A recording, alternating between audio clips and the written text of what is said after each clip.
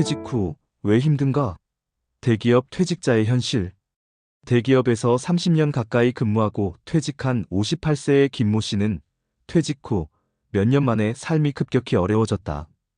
퇴직 당시 상당한 퇴직금과 그동안의 저축이 있어 당분간 여유롭게 지낼 수 있을 것이라 생각했지만 예상보다 빠르게 자금이 줄어들었다.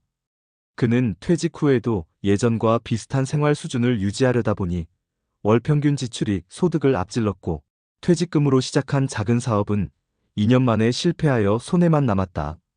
설상가상으로 아내의 갑작스러운 병원비와 자녀 결혼자금 지원까지 겹치면서 김모 씨의 남은 자산은 5년도 채 지나지 않아 절반 이하로 줄어들었다. 현재 그는 국민연금과 얼마 안 되는 예금 이자에 의존하며 지출을 대폭 줄였지만 매달 적자에 대한 불안감에 시달리고 있다. 김모 씨의 사례에서 보듯 많은 대기업 퇴직자들이 은퇴 직후 경제적 어려움을 겪는다. 그 주요 이유 중 하나는 수입 감소에 대한 대비 부족이다. 현역 시절 높은 연봉을 받던 대기업 임원이나 부장급 직원들은 퇴직과 함께 정기 수입원이 급감한다. 예를 들어 연봉 1억 원을 약 800만 원 이상을 받던 사람이 퇴직 후 월 200만 원 남짓의 연금으로 생활해야 하는 상황은 드물지 않다. 갑작스런 소득 감소를 현실로 받아들이지 못하고 이전과 비슷한 소비 수준을 유지하면 빠른 속도로 자산이 소진될 수밖에 없다.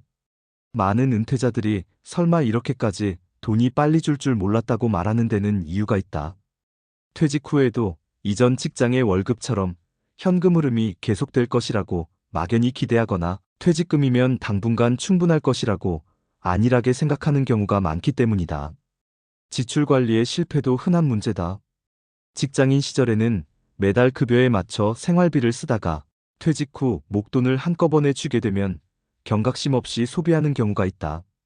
퇴직 축하 여행이나 고가의 가전제품 교체, 자녀에 대한 경제적 지원 등 큰 지출이 연달아 발생하지만 정작 들어오는 돈은 줄어드니 자산에 구멍이 생긴다. 특히 대기업 출신들은 퇴직 전 사회생활을 유지하며 쌓인 고정비용이 큰 편이다. 자동차나 주택 유지비, 모임 경조사비 등 매달 나가는 돈이 상당하지만 퇴직 후에도 이러한 지출 구조를 즉시 개선하지 못하면 금세 재정에 부담이 커진다. 또한 일부는 퇴직금과 저축을 한데 모아 한꺼번에 투자에 몰두하다 포트폴리오 다각화 실패를 겪기도 한다. 모든 돈을 부동산 한 곳에 묻거나 혹은 주식과 같은 위험 자산에 과도하게 투자했다가 시장 변동에 큰 타격을 받는 사례가 있다. 퇴직 직후 지인 권유로 프랜차이즈 음식점을 차렸다가 몇 년 못 가 폐업하거나 잘 모르는 주식에 뛰어들었다가 원금마저 잃는 경우는 안타깝지만 현실에서 종종 벌어진다. 예상치 못한 긴급 지출도 노후 재정을 어렵게 만드는 주요 원인이다. 중장년층 이후에는 본인이나 배우자의 건강 문제로 큰 병원비가 들어가거나 부모님 부양이나 성인 자녀의 일시적 경제 지원 등 계획에 없던 지출이 발생할 수 있다. 통계에 따르면 65세 이상의 노인이 연평균 지출하는 의료비는 1인당 약 500만 원 수준으로 전체 인구 평균치의 3배에 달한다. 부부라면 매년 1000만 원 가까운 의료비가 들 수 있다는 의미다. 퇴직 전에 별도로 의료비나 간병비를 준비하지 못했다면 이런 비용은 고스란히 생활자금에서 빠져나가게 된다. 결국 생활비 자체가 부족해지거나 의료비를 감당하기 위해 빚을 지는 상황도 벌어진다. 김모 씨의 경우처럼 갑작스런 질병이나 사고로 지출이 크게 늘면 퇴직 후 쌓아둔 자산이 순식간에 줄어들어 당혹스러운 처지에 놓일 수 있다. 이렇듯 대기업 퇴직자의 퇴직 후 어려움은 여러 요인이 복합적으로 작용한 결과다.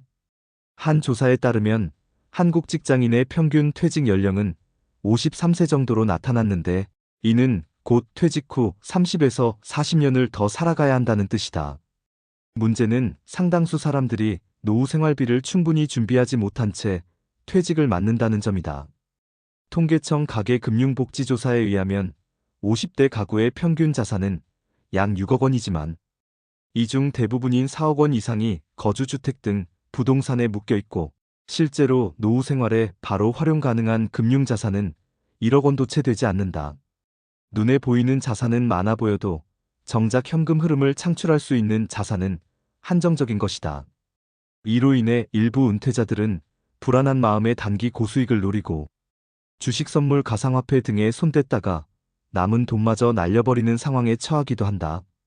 또한 살고 있는 집 한 채만 남고 현금은 바닥나는 경우 그 집을 유지하면서 생활비를 마련할 뾰족한 수가 없어 막막해진다. 결국 자산은 있지만 현금이 없다는 딜레마에 빠지게 된다. 경제적 어려움과 더불어 심리적 불안도 퇴직 후 삶을 힘들게 만드는 현실이다.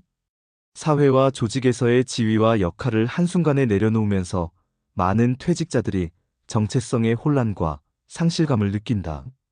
한 퇴직 전문 컨설턴트의 말에 따르면 퇴직자의 약 85%가 정도의 차이는 있지만 인지적 불안정 상태를 겪는다고 한다. 오랜 기간 명함으로 자신을 소개해왔던 사람이 더 이상 나는 회사 부장입니다 라고 말할 수 없게 되었을 때 자신을 가치 있게 여길 수 있는 기준을 잃어버리는 것이다. 이러한 심리적 불안은 경제적 불안과 맞물려 더욱 증폭된다. 내가 이제 뭘 해서 돈을 벌 수 있을까? 이 돈으로 언제까지 버틸 수 있을까라는 고민이 머릿속에서 떠나지 않으면서 불면증이나 대인 기피 등의 어려움을 겪기도 한다. 때로는 이러한 불안 때문에 냉정한 재정 판단을 내리지 못하고 우왕좌왕하다 골든타임을 놓치기도 한다. 예를 들어 불안감을 해소하려고 무작정 창업부터 했다가 실패를 경험하거나 반대로 두려움에 아무 계획도 실행하지 못한 채 시간만 보내는 것이다. 퇴직 후 초기의 이러한 심리 상태는 대개 시간이 지나며 안정을 찾아가지만 그 기간이 반년에서 길게는 5에서 6년에 이르기도 한다. 결국 퇴직 직후의 경제 심리적 이중고가 대기업 퇴직자를 포함한 많은 은퇴자들을 힘들게 하고 있는 현실이다. 2. 성공한 선배들의 노후 준비 비결. 반면에 퇴직 후에도 경제적으로 안정된 노후를 보내는 대기업 출신 선배들도 분명 존재한다. 이들은 어떻게 은퇴 후 삶의 안정과 경제적 자유를 달성했을까? 여러 사례를 살펴보면 노후 준비에 성공한 이들은 몇 가지 공통된 특징과 전략을 가지고 있었다. 첫째, 은퇴 훨씬 이전부터 치밀하게 준비했다는 점이다. 성공한 선배들은 현역으로 일할 때부터 노후를 대비한 자산 설계와 저축을 꾸준히 실행해 옮겼다. 예를 들어 한 IT 기업 임원 출신인 박모 씨는 40대부터 월 소득의 30% 이상을 퇴직 이후를 위한 자금으로 별도 관리해왔다.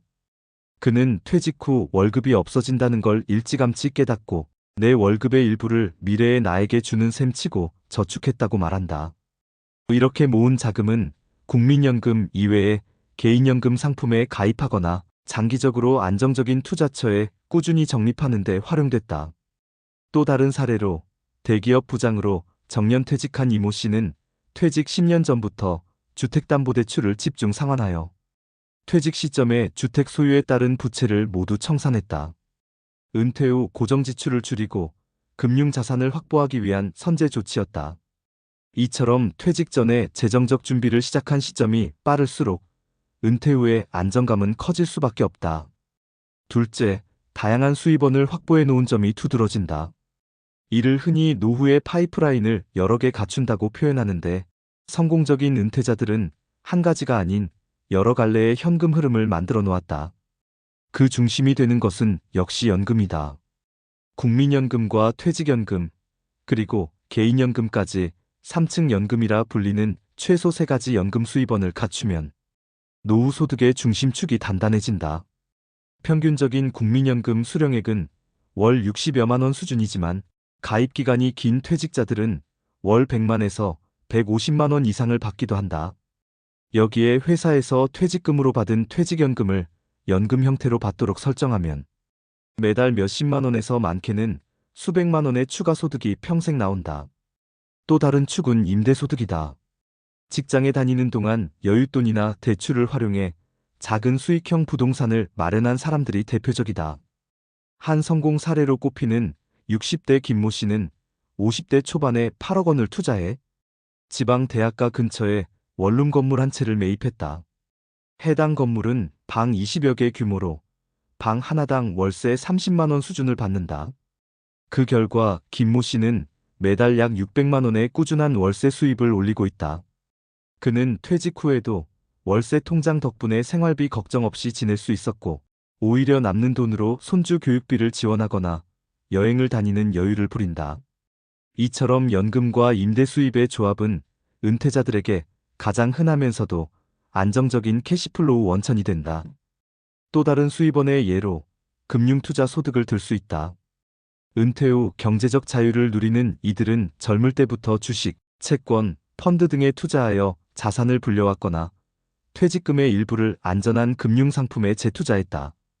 특히 은퇴 후에는 원금 손실 위험을 크지 않게 관리하면서도 정기적인 이자나 배당을 받을 수 있는 전략을 취하는데, 예를 들어 은행 정기예금이나 채권형 펀드로 월 이자 수입을 얻거나 우량 주식에 투자해 분기별 배당금을 생활비에 보태는 시기다. 금융권에 오래 몸담았던 최모 씨는 퇴직 당시 받은 퇴직금 2억 원으로 연 4% 이자를 주는 즉시연금연금보험에 가입했다. 그 결과 매달 약 60여만 원의 연금이 추가로 들어오고 국민연금과 합쳐 생활비 대부분을 충당하고 있다. 그는 원금은 그대로 두고 이자만 쓰는 생활을 하니 자산을 깎아먹는 불안 없이 지낼 수 있다고 말한다. 이렇게 연금, 임대소득, 금융상품 이자 배당 등 여러 갈래의 소득 파이프라인을 갖춘 덕분에 한두 개의 소득원이 흔들려도 전체적인 노후 생활에는 큰 타격이 없도록 한 것이다. 셋째, 퇴직 후에도 일할 수 있는 기회를 적극 모색한 점이다. 경제적으로 여유 있는 은퇴자들을 보면 완전히 놀기만 하는 경우는 드물다. 이들은 퇴직 후 자신이 잘할 수 있는 분야에서 새로운 일이나 사회활동을 찾아 추가 수입도 얻고 삶의 보람도 누리고 있다. 예를 들어 대기업 인사팀장으로 일했던 정모 씨는 퇴직 1년 후 한 중견기업의 고문으로 재취업하여 월급을 받고 있다. 이전만큼 많은 금액은 아니지만 월 200만 원 남짓의 고문료 수입이 있고 일주일에 이틀만 출근하면 되니 여유로운 시간도 누린다. 또 다른 사례로 금융권 출신의 박모 씨는 본인의 재무 설계 노하우를 살려 은퇴자 대상 재무자문 컨설팅 사업을 창업했다. 초반엔 소일거리로 시작했지만 점차 입소문이 나면서 수입이 늘었고 현재는 직원까지 둔 작은 회사로 성장했다. 비단 재취업이나 창업이 아니더라도 파트타임, 일자리나 강의, 자문 등 다양한 형태로 사회와 연결된 일에 참여하는 이들이 많다. 이를 통해 월 몇십만 원에서 몇백만 원 정도의 추가 수입을 얻기도 하지만 금전적인 부분을 떠나 규칙적인 활동이 주는 정신적 안정이 크다고 입을 모은다. 경제적으로 성공적인 노후를 보낸 이들은 일을 완전히 그만두지 말라는 조언을 많이 한다. 건강이 허락하는 한 자신의 전문성을 살리거나 관심 분야에서 지속적으로 활동하면 돈도 벌고 사회적 관계도 유지되어 일석이조라는 것이다. 넷째, 생활 수준을 현실에 맞게 조정했다는 공통점이 있다. 퇴직 후 경제적으로 안정된 분들은 하나같이 은퇴 초기의 생활비 구조 조정을 확실히 했다고 말한다. 현역 시절과 똑같은 소비 패턴을 가져가기보다는 은퇴 후 수입에 맞춰 지출을 최적화하는 노력을 기울였다. 불필요한 비용을 줄이고 꼭 써야 할 부분은 아끼지 않는 지혜로운 소비 습관을 실천한 것이다. 예컨대 자녀들이 모두 출가한 뒤 굳이 큰 아파트에 살 필요가 없다 판단하여 집을 줄이거나 차를 2대 운영하던 것을 한 대로 줄이고 대중교통 이용을 늘리는 시기다. 또한 취미생활도 돈이 많이 드는 골프나 해외여행 대신 비교적 저렴한 운동이나 국내 여행으로 대체하며 만족을 찾는 경우도 있다. 이런 소비 구조 개편 덕분에 퇴직 후 첫 1에서 2년 사이에 지출이 안정 궤도에 오른다. 지출이 통제되니 마련해둔 수입원 범위 내에서 생활이 가능해지고, 그래서 남은 자산을 함부로 건드릴 필요도 없어진다. 그 결과 퇴직 후 5년 차에는 이미 재정적으로 안정권에 접어들고 이후에는 경제적 스트레스 없이 지낼 수 있게 된다. 실제로 은퇴 생활 5년 차에 접어든 사람들을 비교해보면 초반에 계획 없이 지낸 사람과 일찍 안정시킨 사람의 자산 격차가 크게 벌어져 있는 경우가 많다. 마지막으로 10년 이상 경제적 자유를 누리는 은퇴자들은 투자의 전략에서도 현명했다. 이들은 단순히 은퇴 자금을 은행 예금에 넣어두는데 그치지 않고 돈이 일하게 만드는 방법을 활용했다. 부동산, 주식, 채권 등 여러 자산에 분산 투자함으로써 자산 증식과 보전을 균형 있게 달성했다.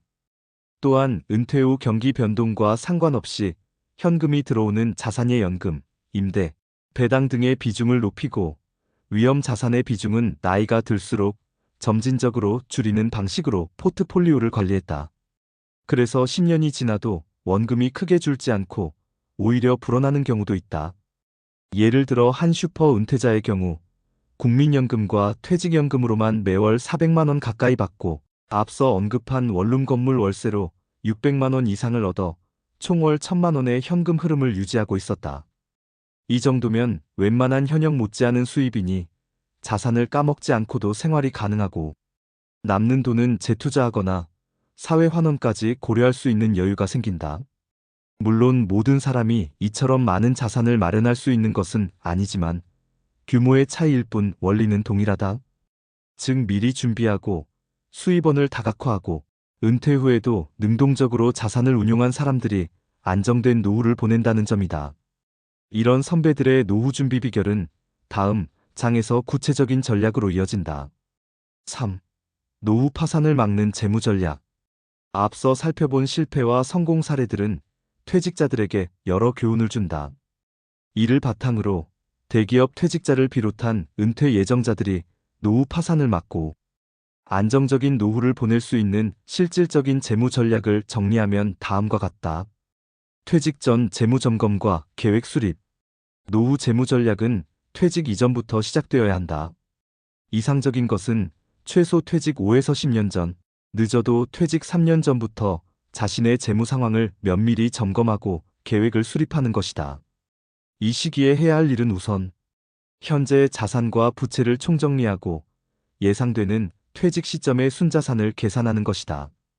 부동산, 예금, 주식 등 모든 자산과 남은 대출이나 부채를 파악한 후 퇴직금 예상액도 고려해 볼 필요가 있다.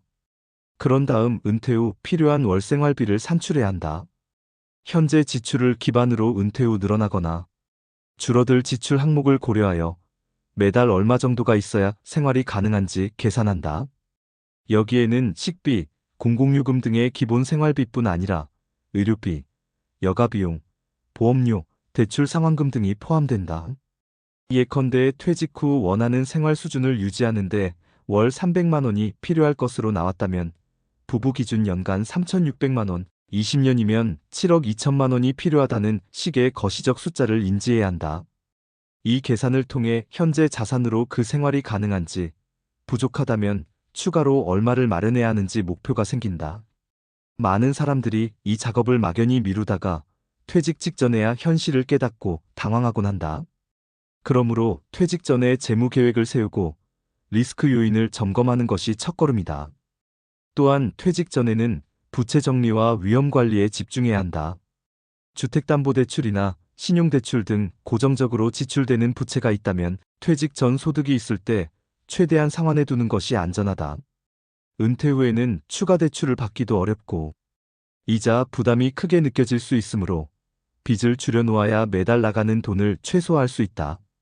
아울러 가정의 안전망인 보험 등도 점검하여 중대한 질병이나 사고에 대비한 보험이 없다면 퇴직 전에 가입을 고려한다. 예를 들어 실손의료보험이나 간병보험 등은 은퇴 후 의료비 폭탄을 막는 방패가 될 수 있다.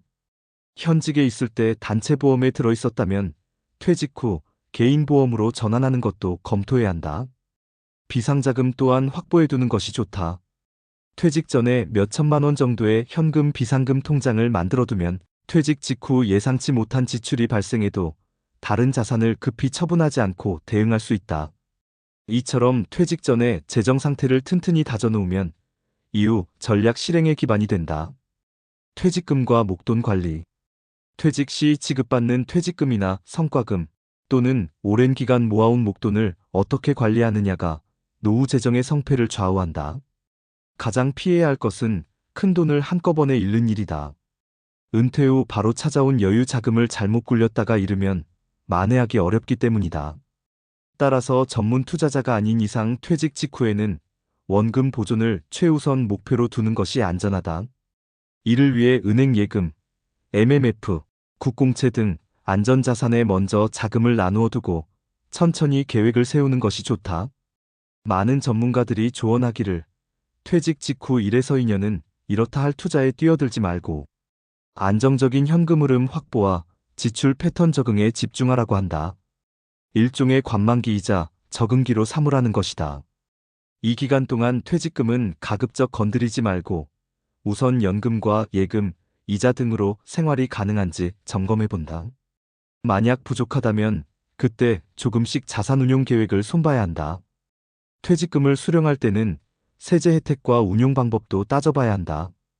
요즘은 대기업의 퇴직연금 제도를 통해 퇴직금을 연금 형태로 수령하는 경우도 늘고 있다.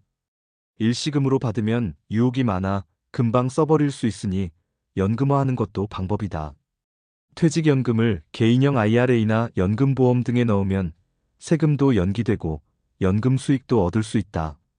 다만 일시에 많은 돈을 연금으로 묶는 것이 불안하다면 일부는 일시금으로 받아 예비 자금으로 남겨두고 일부만 연금 상품에 넣는 절충도 가능하다. 핵심은 퇴직금이라는 목돈을 한두 군데에 몰아넣지 않고 분산시키는 것이다. 예컨대 퇴직금의 50%는 연금으로 돌리고 30%는 예금이나 채권, 20%는 주식형 펀드 등으로 분산 투자하면 특정 자산군의 부진에 전체 자산이 흔들리지 않는다. 퇴직 직후 지인들이 좋은 투자처를 소개해준다며 사업 제안이나 부동산 정보를 들고 오는 경우가 많다. 그러나 충분한 검증 없이 덥석 참여하는 것은 매우 위험하다. 원금 보장이 된다, 매달 몇 프로씩 나온다 등 솔깃한 말에 넘어가기 쉽지만 냉정하게 생각해보면 세상에 그렇게 쉬운 돈은 없다. 실제로 은퇴자, 대상 사기나 위험 상품이 적지 않으므로 모르는 분야나 높은 수익을 강조하는 제안은 초기에 모두 거절하는 편이 낫다. 차라리 안전한 곳에 자금을 두고 재충전하면서 자신의 관심사와 역량에 맞는 운용 방안을 찾는 것이 좋다. 부동산 vs 금융상품 vs 창업 어디에 투자할까? 퇴직자들이 노후 자금을 불리거나 지키기 위해 고려하는 대표적인 방법. 세 가지가 부동산 투자, 금융상품 투자, 창업이다. 각각 장단점이 뚜렷하므로 성향과 상황에 맞게 선택하거나 조합해야 한다. 부동산 투자 은퇴자들이 가장 선호하는 투자처 중 하나가 부동산이다. 부동산은 실물 자산으로서 비교적 안정적이고 임대 등을 통한 현금 흐름 창출이 가능하다는 매력이 있다. 특히 앞서 본 것처럼 원룸이나 소형, 아파트, 상가 등의 투자에 월세를 받으면 은퇴 생활비 충당에 큰 도움이 된다. 또한 부동산 가격이 크게 떨어질 가능성은 낮다고 믿는 경향도 선호 요인이다. 하지만 부동산은 많은 초기 자본과 낮은 유동성이 단점이다. 잘못 구입하면 팔기도 어렵고 지역 경기나 인구 구조 변화에 따라 공실 위험이나 가격 하락 위험도 있다. 예컨대 상가에 투자했는데 인근 상권이 침체되면 임차인을 구하기 어렵고 수익률이 떨어질 수 있다. 또한 모든 부동산 투자가 월세를 통한 현금 흐름을 보장하는 것은 아니다. 요즘처럼 부동산 경기 변동성이 큰 시기에는 시세 차익을 보기는커녕 보유세 등 유지비만 나갈 수 있다. 그러므로 부동산 투자를 고려한다면 면밀한 입지 분석과 수익성 계산이 필수다. 또한 자금을 과도하게 부동산에 쏟아붓지 말고 유동자산도 남겨놓는 것이 중요하다. 집 한 채 외에 추가로 수익형 부동산을 살 경우 거기에 들어갈 돈이 전체 자산의 30에서 40%를 넘지 않게 하고 나머지는 다른 자산에 두라는 조언도 있다. 그리고 무엇보다 본인이 감당할 수 있는 규모여야 한다. 대출을 많이 일으켜서 부동산을 사는 건 은퇴자에게 위험할 수 있다. 임대소득이 대출이자보다 적게 나오면 오히려 매달 적자가 나기 때문이다. 부동산은 잘만 활용하면 든든한 노후 자산이지만 무리한 욕심을 부리면 오히려 독이 될 수 있음을 명심해야 한다. 금융상품 투자 은퇴자에게 금융상품 투자는 다양하게 접근할 수 있다. 예적금, 채권 같은 안정형 자산부터 주식, 펀드, ETF 같은 위험 자산까지 선택지가 넓다. 금융투자의 가장 큰 장점은 유동성이 높고 분산 투자가 쉽다는 점이다. 필요할 때 현금화하기도 상대적으로 용이하고 자산 배분을 통해 위험을 조절할 수 있다. 또한 소액으로도 시작할 수 있어 자금 부담이 덜하다. 다만 금융시장은 변동성이 있기 때문에 지식이나 경험 없이 무턱대고 뛰어들 경우 손실을 볼 위험도 있다. 따라서 은퇴 후 금융투자를 할 때는 원칙과 계획이 필요하다. 예컨대 전체 자산 중 위험자산 투자는 20% 이하로 제한하고 나머지는 안전자산에 두는 식으로 자산 배분 전략을 세울 수 있다.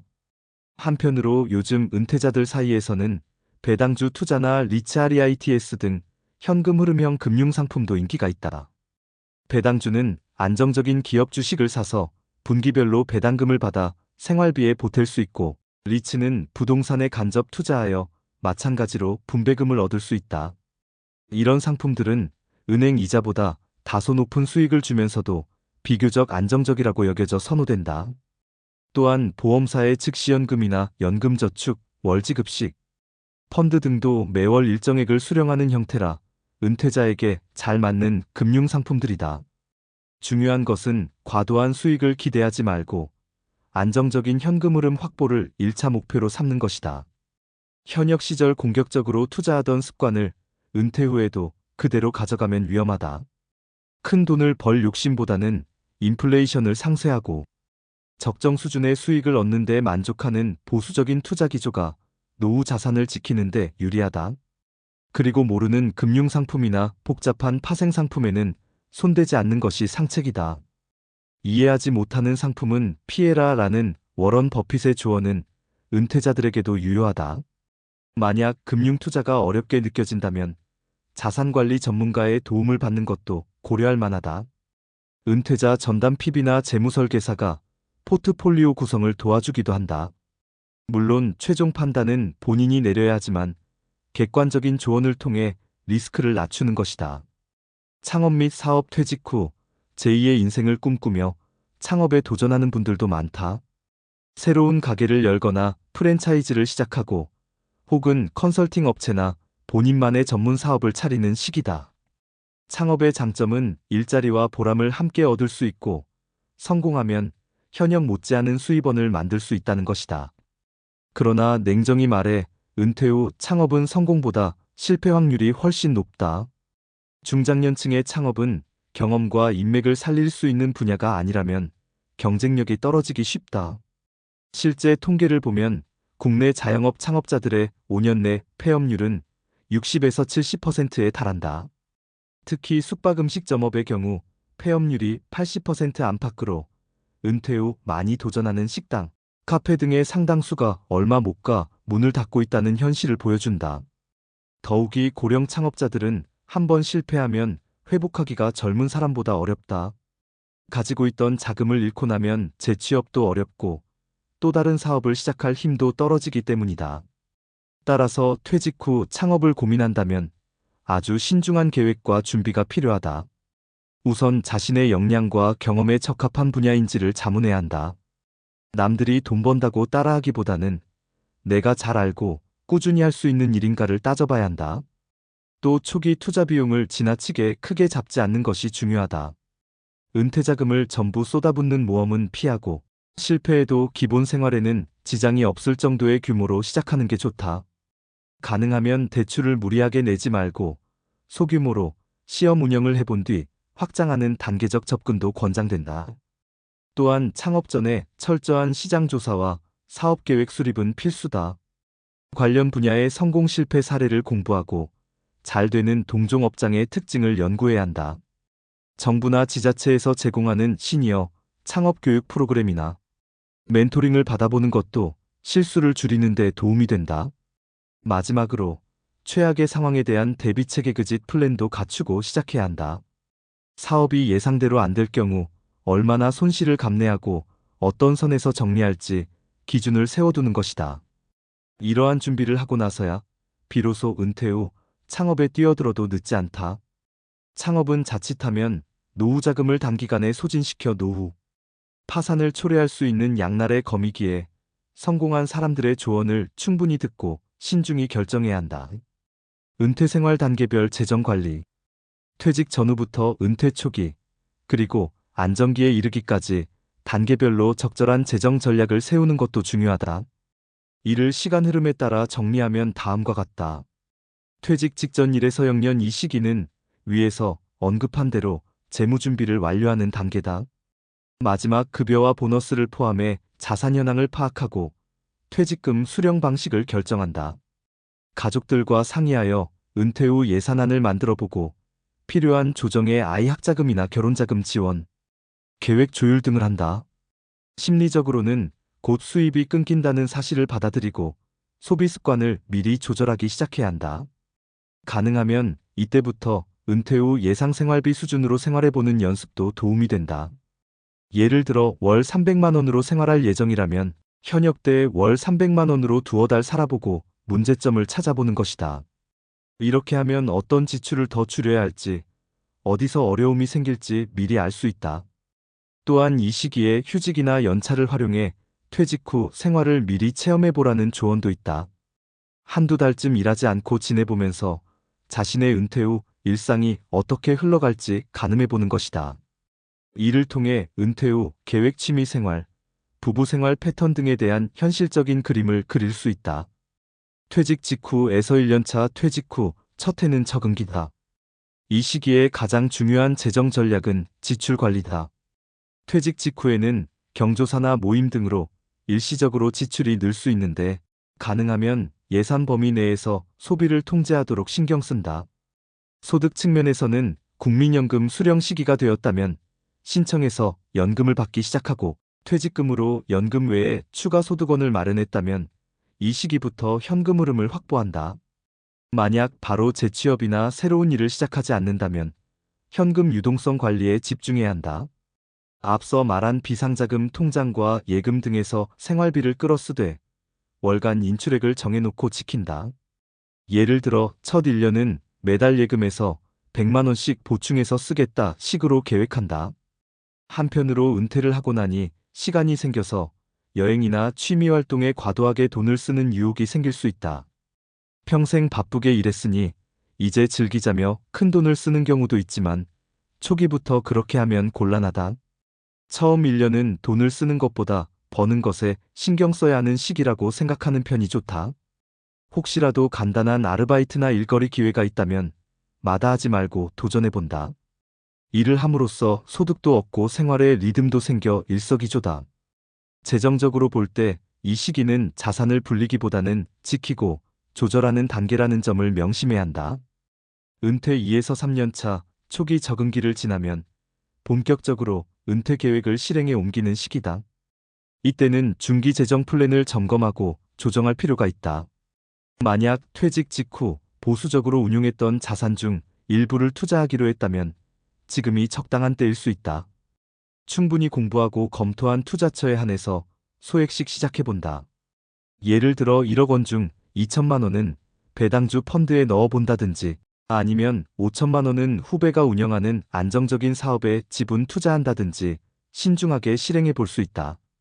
다만 이 역시 최악의 경우 잃어도 생활에 치명적이지 않은 선에서 해야 한다. 그리고 이 시기에는 은퇴 생활비 예산을 실제 지출 데이터에 근거해 재조정할 수 있다. 12년 살아보니 예상보다 돈이 더 드는 부분과 덜 드는 부분이 보일 것이다. 이를 반영해 앞으로의 예산을 손봐야 한다.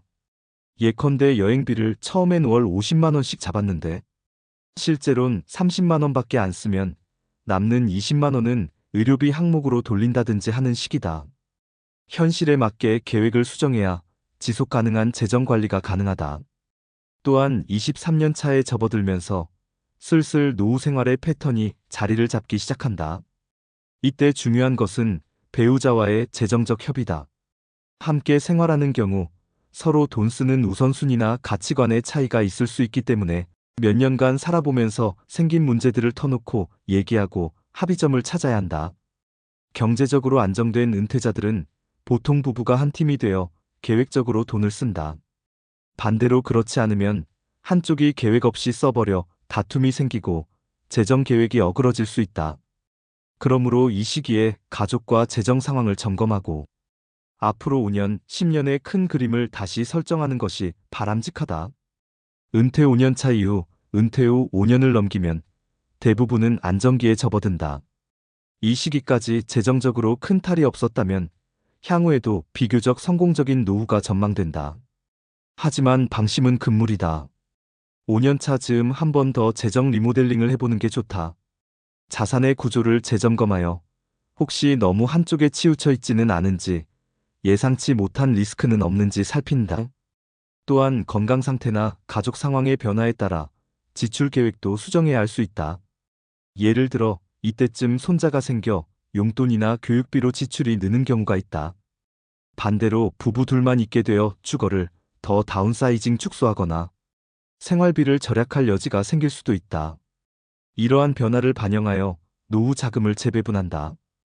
그리고 만약 5년 차까지 자산을 거의 건드리지 않고도 지냈다면 이제는 조금 여유를 부려도 되는 시기다. 너무 긴축만 하지 말고 여행이나 취미 등 의미 있는 지출에도 적절히 예산을 할애하여 삶의 질을 높인다. 다만 항상 기본 생활비와 의료비 비상금은 남겨둔 상태에서 이루어져야 함은 두말할 필요가 없다. 이후 10년 차, 15년 차 등 주기적으로 재정 상태를 점검하고 평균 수명에 맞춰 자산이 고갈되지 않을지 잔존 자산과 예상 수명을 계산해보는 습관도 필요하다. 예컨대 70세에 앞으로 20년은 더 살 것 같은데 현재 자산으로 20년치 생활비가 충분한가? 이를 따져보고 부족할 것 같으면 지출을 줄이거나 추가 수입원을 마련하는 등 조치를 취하는 시기다. 이렇게 하면 최악의 상황인 노후 파산은 피할 수 있다. 4. 후배들을 위한 현실 조언과 결론. 대기업에 재직 중인 후배들이라면 언젠가 맞이할 퇴직 후 삶에 대해 선배들의 경험을 통해 미리 대비할 수 있을 것이다. 앞서 논의된 내용을 바탕으로 퇴직 전 반드시 준비해야 할 사항과 퇴직 직후부터 5년간 중요한 전략, 그리고 노후 준비에 대한 현실적인 조언들을 정리하며 결론을 맺고자 한다. 퇴직 전에 꼭 준비해야 할 것들. 재정 계획 수립. 지금 당장은 퇴직이 멀게 느껴져도 미리 노후 생활에 필요한 자금을 계산하고 준비 계획을 세워야 합니다. 자신의 예상 퇴직 연령과 이후 살 연수를 고려해 얼마나 돈이 필요할지 구체적으로 따져보세요. 그리고 그 목표를 달성하기 위해 현재 얼마를 저축 투자하고 있는지 점검하고 부족하면 저축률을 높이거나 지출을 줄이는 등 행동에 옮겨야 합니다. 특히 퇴직 후 바로 쓸 긴급자금과 5년 치 생활비 정도는 안전자산으로 확보해두는 것이 마음의 안전판이 됩니다. 부채 청산. 퇴직할 때 집이나 차량 관련 대출, 각종 부채가 남아있다면 가능한 한 정년 전에 청산하도록 계획하세요. 퇴직 후에는 매달 원리금 상환이 큰 부담이 되고 소득이 없으면 추가 대출 얻기도 힘듭니다. 따라서 남은 직장 생활 동안 보너스나 여윳돈이 생길 때마다 빚부터 갚는 전략이 중요합니다. 만약 주택담보대출이 많이 남았다면 집을 작은 것으로 옮기는 다운사이징도 고려해보세요. 빚이 없는 상태로 은퇴를 맞이하는 것만으로도 노후가 훨씬 가벼워집니다. 연금 챙기기. 국민연금, 퇴직연금, 개인연금 등 받을 수 있는 연금은 최대치로 확보해야 합니다. 국민연금의 경우 가입 기간을 늘릴 수 있다면 임의가입이나 추가 납입도 검토해보고 가능하면 10년, 20년 이상 부어서 수령액을 높이세요. 회사 퇴직연금도 DB형이라면 회사가 적립한 내역을 확인하고 DC형이나 IRP라면 본인이 적극 운용해서 수익을 내도록 관심을 가져야 합니다. 개인연금이나 연금저축이 없다면 지금이라도 소액이라도 시작해서 퇴직 시점에 월지급 연금을 하나 더 만들어 놓는 게 좋습니다. 연금은 한번 만들어 놓으면 죽을 때까지 나오니 노후에 가장 든든한 버팀목입니다. 기타 수입원 마련. 연금 외에도 퇴직 후 쓸 소득 파이프라인을 구상해 두세요. 임대 부동산을 마련한다든지 취미나 특기를 살려 부업거리를 만든다든지 하는 것입니다. 다만 무리해서 큰 돈을 투자하기보다는 작게 시작할 수 있는 것부터 찾아보세요. 예를 들어 현재 거주주택과 별개로 소형 아파트 한 채를 마련해 두고 은퇴 후 전세를 월세로 전환하는 방법도 있고, 아니면 재직 중 프리랜서 자격증을 따놓아 퇴직 후 그 일로 수입을 얻는 선배들도 있습니다. 퇴직 후 내가 만들어낼 수입은 무엇인가? 를 자문해보고 최소 하나 이상의 답을 준비해 두시길 권합니다. 은퇴 후 일정과 목표 설계도만 준비된다고 노후가 저절로 행복해지진 않습니다. 은퇴 후 무엇을 하며 살 것인지 미리 계획을 세워두면 심리적으로도 훨씬 수월합니다. 사람에 따라 여행, 봉사, 취미활동, 공부, 창업 등 해보고 싶은 일이 있을 텐데 그것을 구체화하세요. 또한 부부 사이에 혹은 가족과 은퇴 후 생활에 대한 대화를 나눠두는 것도 필요합니다. 우리 퇴직하면 전원주택에 살까? 도시에서 계속 지낼까? 같이 삶의 방식을 미리 상의하고 합의해두면 갈등을 줄일 수 있습니다. 직장인 후배 여러분은 바쁜 와중에도 가끔씩은 은퇴 후 내 모습에 대해 상상해보고 그림을 그려보세요. 이것이 바로 심리적 노후 준비입니다. 퇴직 직후부터 5년간의 핵심 재정 전략. 초기 1에서 2년은 보수적으로, 퇴직 직후에는 절대로 큰 모험을 하지 마십시오. 앞서 강조했듯이 이 시기는 자산을 지키는 데 집중해야 합니다. 지출을 이전보다 줄이고 새로운 투자나 사업은 충분히 숙고한 후에 결정하세요. 특히 친척, 지인이 권하는 사업 제안, 부동산 투자 이야기 등에 즉각 응하지 않는 냉정함이 필요합니다. 마음 한켠에 내가 지금 실직 상태라 판단력이 흐려질 수 있다는 경계를 가지고 중요한 재산 결정은 시간을 두고 하세요. 예산 생활 정착. 은퇴 후에는 예산에 맞춰 생활하는 습관이 필수입니다. 매달 쓰는 돈을 정해진 한도 내로 유지하려고 노력해야 자산이 오래갑니다. 이를 위해 가계부를 작성하거나 가계관리 앱을 사용하는 것도 좋습니다. 수입이 한정되어 있기 때문에 지출을 컨트롤하지 않으면 자산이 빠르게 줄어듭니다. 5년 내로 월 생활비 패턴을 안정시켜 놓으면 이후가 편합니다. 추가 소득 기회 활용. 완전히 일을 그만두기보다는 할 수 있는 범위에서 추가 소득을 벌 기회를 찾아보세요. 계약직, 자문, 강의, 작은 가게 운영 등 어떤 형태든 좋습니다. 일을 하면 생활에 활력도 생기고 소비 욕구도 오히려 조절되는 효과가 있습니다. 혹시 해보고 싶었던 일이 있는데 수입이 조금이라도 따라온다면 도전해 보십시오. 단, 수입보다 지출이 많이 들어가는 일예를 들어 카페를 열었는데 월세 내고 인건비 주고 나면 적자인지 잘 계산해야 합니다. 자산 배분과 점검. 은퇴 후 3에서 5년 차에는 본인의 투자 포트폴리오를 한번 점검하고 조정할 시기입니다. 너무 공격적으로 운용하고 있지는 않은지, 혹은 지나치게 현금만 쥐고 있어 수익을 못 내고 있지는 않은지 살펴보세요.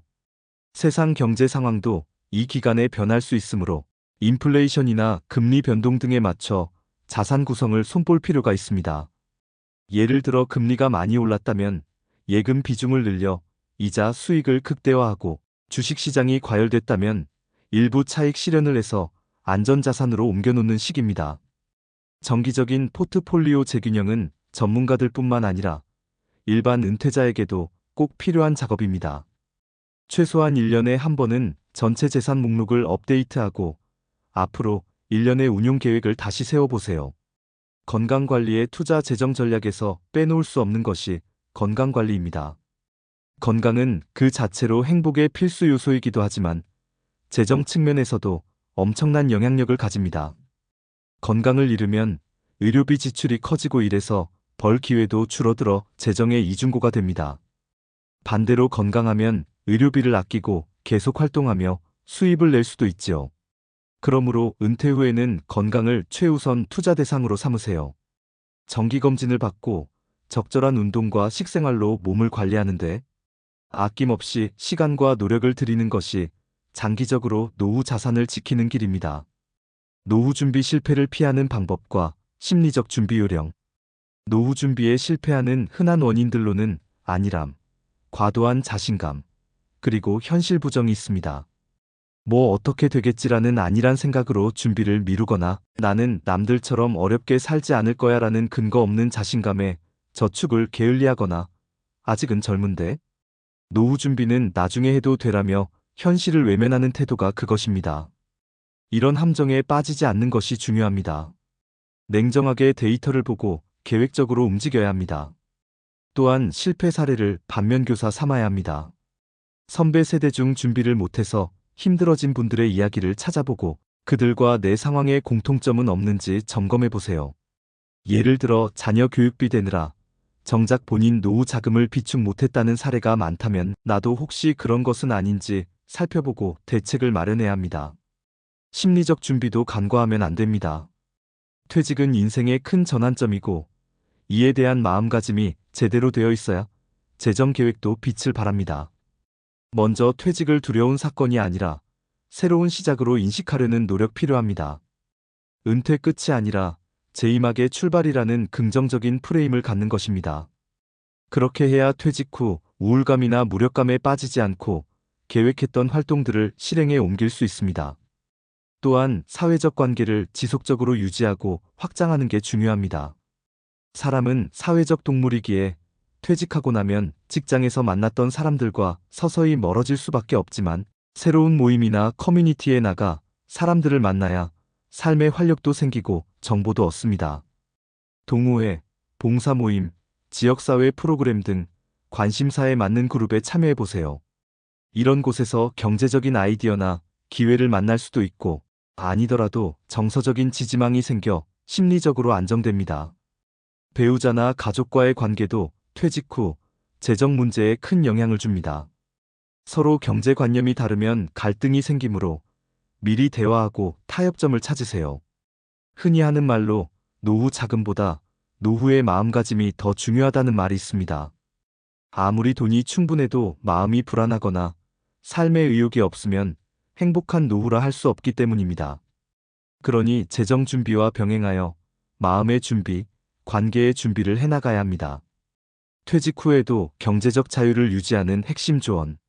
마지막으로 퇴직 선배들이 한 목소리로 강조하는 경제적 자유 유지 비결을 핵심만 간추려 조언드립니다. 분수에 맞게 살라. 은퇴 후에는 소득 수준에 걸맞는 생활을 하는 것이 가장 기본입니다. 주변 누가 해외여행을 갔다고 나도 따라가기보다는 내 형편을 따져서 결정하세요. 처음엔 소비를 줄이는 것이 답답할 수 있지만 한번 익숙해지면 그 안에서 행복을 찾는 법을 터득하게 됩니다.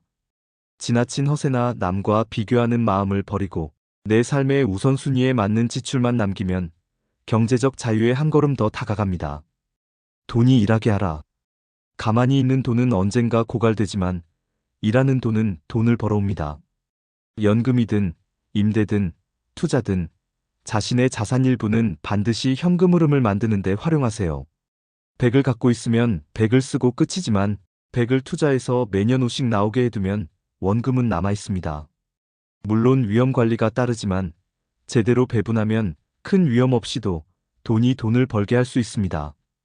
금융 문외한이라도 너무 겁먹지 말고 기초적인 재테크 지식은 익혀서 활용하시기 바랍니다. 플랜 B를 항상 준비해두라.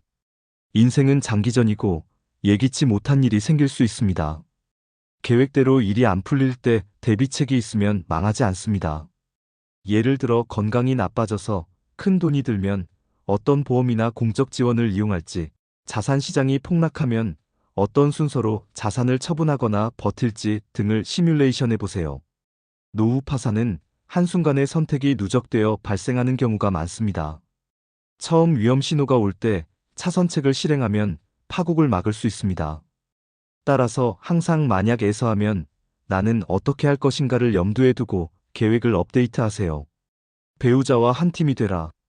부부가 서로 다른 방향을 보면 재정도 헝클어집니다. 한 명이 절약해도 다른 한 명이 펑펑 쓰면 소용없고 한 명이 노력해 벌어와도 다른 한 명이 그 가치를 모르고 탕진하면 갈등이 생깁니다. 그러니 함께 같은 목표를 바라보고 협력해야 합니다.